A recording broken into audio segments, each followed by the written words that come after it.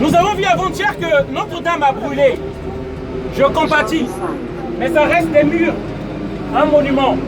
En 24 heures, nous avons eu 800 millions. Non, c'est maintenant 1 milliard. D'euros. C'est 1 milliard maintenant. C'est 1 milliard d'euros. Voilà. 1 milliard. Je sais pas d'euros. si nous sommes encore humains, là, en Afrique, au Yémen, regardez des enfants. Tout amaigri.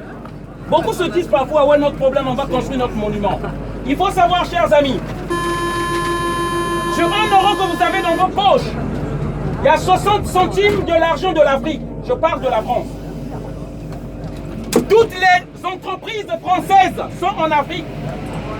Le pétrole que nous avons ici, il vient du Gabon, il vient de la Côte d'Ivoire, il vient du Congo-Brazzaville. L'uranium avec lequel ce train circule, il vient du Nigeria, du Niger, pardon. Eux-mêmes, ils n'ont pas cette électricité-là.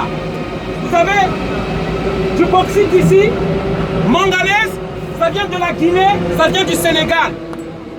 Ce que je dis là, c'est vérifiable. La France alimente des guerres dans les pays africains pour payer les Français pour vous donner du boulot. Ça, c'est une réalité et c'est vérifiable. En 1997, la France a donné les armes à un despote. La France encourage des dictateurs à faire des guerres dans nos pays afin de piller nos minerais. Et c'est Areva, c'est Total, c'est Bouygues, leurs amis. C'est le monde politique.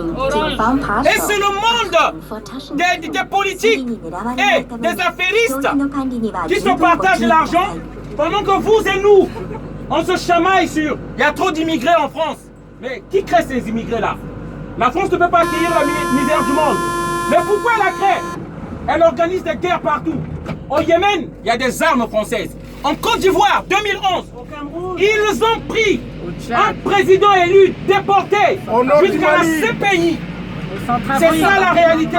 Chers amis français, on n'est pas contre le français.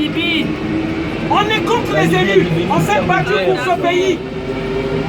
La première fois qu'on a battu la Luftwaffe, la Wehrmacht, les nazis, c'est en Afrique, au Tchad. Plus de 6 millions des Africains sont morts pour libérer la France. De Gaulle est arrivé en Afrique. Il n'avait ni argent, ni homme. C'est Félix Eboué, un Guyanais, un noir africain, qui lui a donné les armes, qui lui a donné les hommes pour libérer ce pays-là. Mais pourquoi on nous maltraite comme ça, nous les Africains ici? Mais la France devrait être ce pays-là qui devait valoriser les Africains. Nous avons libéré ce pays-là par le prix de notre sang. Pendant que beaucoup de Français se cachaient dans leur maison. C'est ça la vérité.